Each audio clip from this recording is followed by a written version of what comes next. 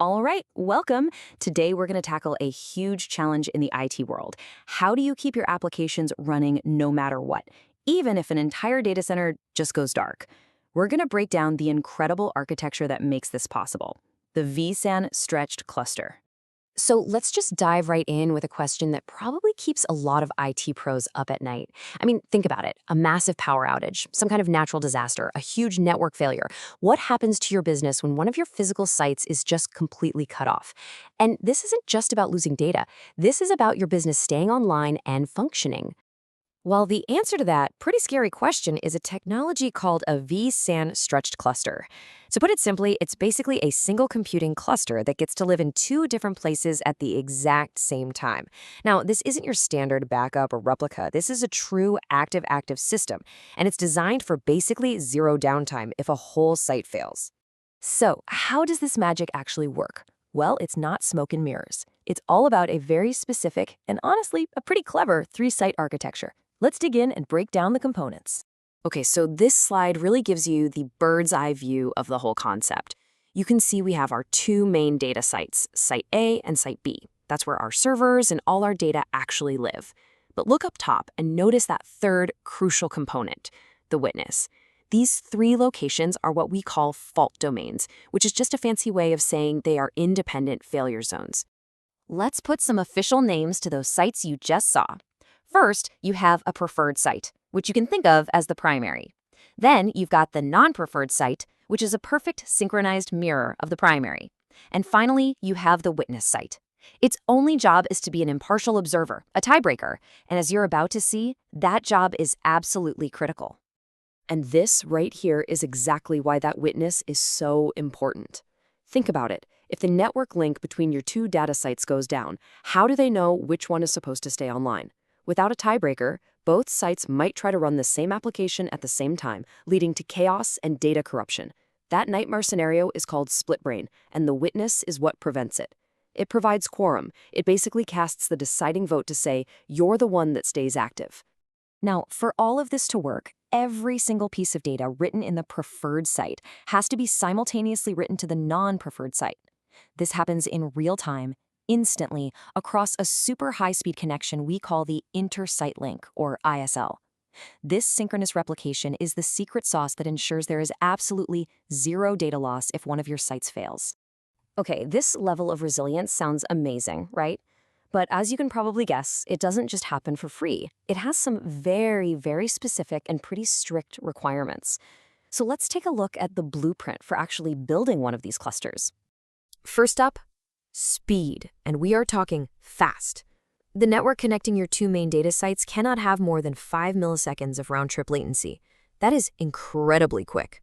And it has to be, because for synchronous replication to work, your application has to wait for confirmation that the data was written in both places. Any slower, and your apps would start to feel as sluggish. This pretty much limits you to putting your two data centers within the same metro area, not across the country. And it's not just about low latency. You also need a big pipe. We're talking serious bandwidth. The absolute minimum supported connection between your two data sites is 10 gigabits per second. And honestly, for any busy environment, that number is probably going to need to be much higher. Now, this is a really crucial distinction to make here. While that link between the two data sites is super demanding, the link going out to the witness site is the complete opposite. It only carries these tiny little bits of metadata, just enough information to act as that tiebreaker, not your actual application data. Because of this, it needs very little bandwidth and can handle much higher latency, all the way up to 200 milliseconds. This gives you a ton of flexibility on where you can place your witness. Okay, and this whole philosophy of planning for failure, it doesn't stop at the network. It extends right to your servers. You have to design your system assuming an entire site is going to fail. That means during normal day-to-day operations, you really shouldn't run your servers past 50% CPU or memory. Why? Well, because if one site goes down, the surviving site needs enough spare capacity to immediately power on all of the failed virtual machines. This is also why the recommended layout is at least 3 hosts per site. It gives you resilience not just between the sites, but also within each site, so you can even survive a single host failure without a major incident. So, you've jumped through all the hoops, you've met the requirements. What's the big payoff? Well, the real power, the true beauty of a stretched cluster is its incredible flexibility. And the best part is, it's all managed through simple policies. And this right here, this is where it all comes together. This is the really cool part. You don't just have one blanket setting for the whole cluster. No, instead, for each individual application, each virtual machine, you get to decide its exact level of protection using something called a storage policy. You can literally just use dropdowns to pick your site resilience, your local resilience, or both. Of course, nothing's free, right? There's always a trade-off. This table does a great job of showing the relationship between how much protection you want and how much storage it's going to cost you. So if you just mirror a 100 gigabyte VM across both sites, it's going to take up 200 gigs of raw storage. Makes sense. But if you also want to protect it from a local server failure inside each site, that same VM is now going to eat up 400 gigabytes. It's a direct choice. More protection costs more capacity. And this is so important. You don't have to stretch every single workload.